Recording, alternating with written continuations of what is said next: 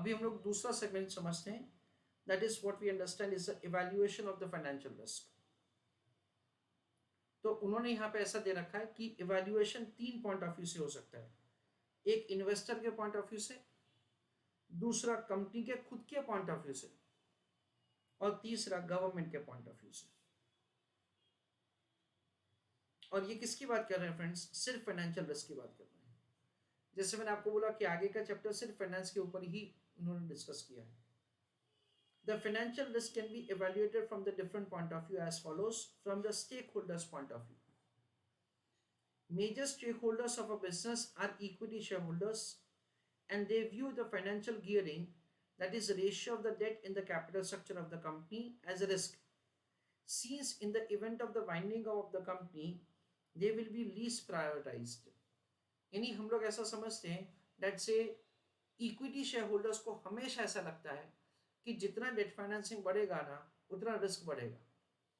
उसका रीजन ये है debt say the company will have the higher financial break even point, the company is required to make the huge payment of the financial charges to outsiders, उसके बाद equity share holders को मिलेगा।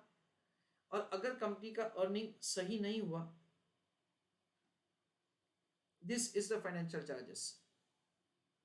Company का earning ऐसा है, अच्छी बात है चलो, पर अगर ऐसा गिर गया, देन इन दैट केस से डिबेंचर होल्डर्स क्या करेंगे? डिबेंचर होल्डर्स अभी आपको सर्वाइव नहीं होने देंगे, वो आपका कंपनी तुरंत बंद करवा देंगे। ऐसा इनका दैट इज से ऐसा होता है। Even for a lender existing gearing is also at risk, since the company having high gearing faces more risk in default of the payment of the interest and the principal payment. From the company point of view, तो यहाँ पे उन्होंने first point में ऐसा बताया कि जो lender होता है ना, वो भी एडिशनल लोन जब देता है ना, तभी आपका एग्जिस्टिंग डेट फाइनेंसिंग क्या है ना वो कंसीडर करता है। अगर आपका एग्जिस्टिंग डेट फाइनेंसिंग ज़्यादा है तो वो रिस्क प्रीमियम चार्ज करेगा, यानी वो ज़्यादा रेट ऑफ इंटरेस्ट आपसे मांगेगा। एंड उस केस में say there are fair chances that say the investors would be say at a high risk if at all the company is going for further debt financing.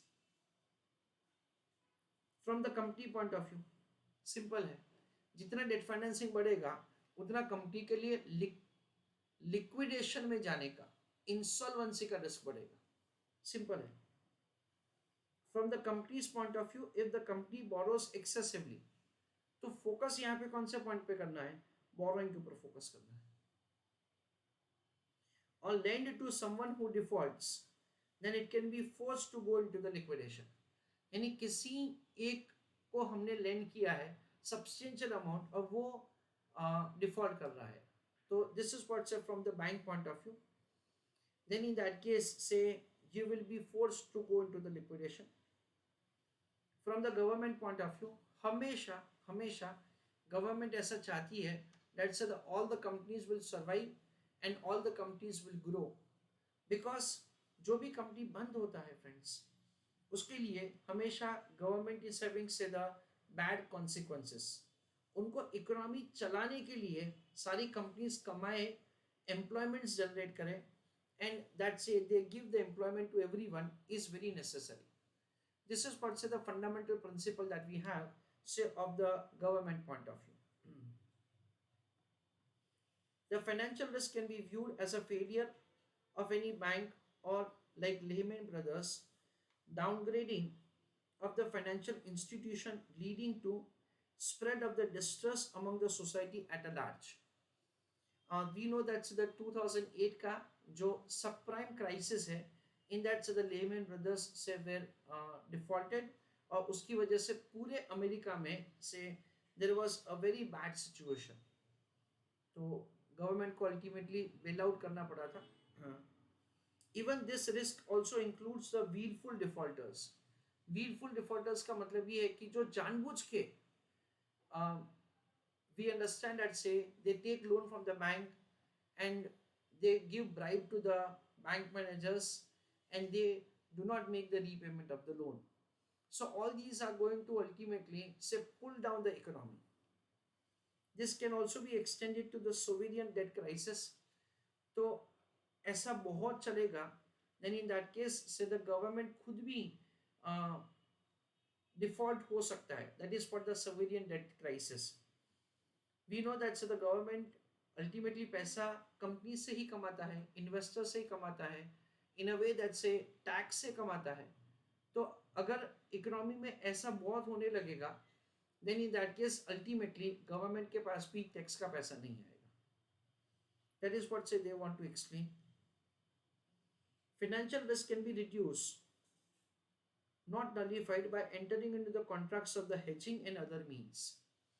तो financial risk को हम लोग at least reduce कर सकते हैं bye entering into certain hedging transaction.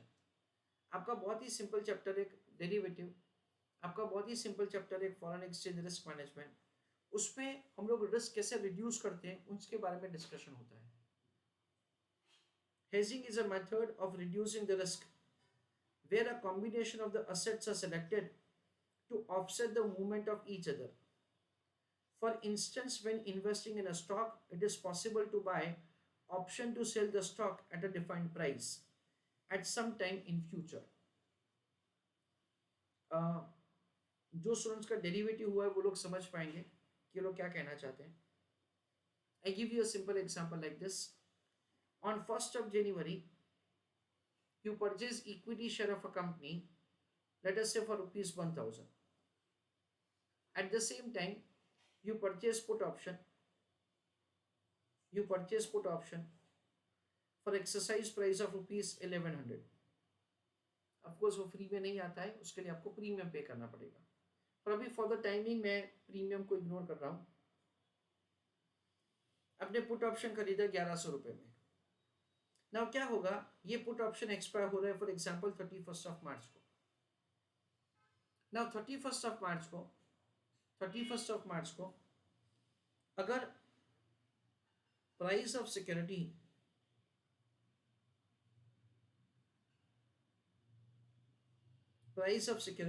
is less than 1000, then in that case what you will do, you will exercise your put option. So at least what will happen, you will get 1000. और जब price 1000 से ऊपर होगा, then in that case, I'm sorry 1100 के exercise price है.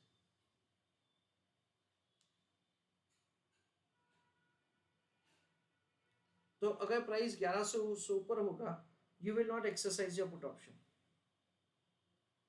और उसमें आपको क्या मिलेगा, spot price of the security मिलेगा. यानी बेसिकली क्या होगा, you get a protection against the price decline. ऐसा लोग यहाँ पे कुछ बताना चाहते हैं. दैट्स द हेजिंग में क्या होगा, आप अपना रिस्क रिड्यूस कर सकते हो by a combination of the assets selected and the movement against each other. Friends derivative है, फॉरेन एक्सचेंज रिस्क मैनेजमेंट है, उसमें ये सब चीज़ बहुत डिटेल में डिस्कस होने वाला है. And I am very much sure that से उसके बाद आप ये स्टेटमेंट अच्छी तरह से समझोगे. For instance, investing in a stock, it is possible to buy option to sell the stock at a defined price. उसको exercise price बोला जाता है. At some point in future, that is 31st of March, जो मैंने आपको बताया था. The combined portfolio of the stock and the option now much less risky to move below a given value. तो ये लोग ऐसा कहना चाहते हैं कि ये प्राइस रिडक्शन का रिस्क आपके माथे पे नहीं रहेगा. As in diversification, there is a cost. Diversification मुफ्त में नहीं होता है भाई, उसका कॉस्ट है. This time in buying the option for which there is a premium, और उसके लिए आपको प्रीमियम पे करना पड़ेगा.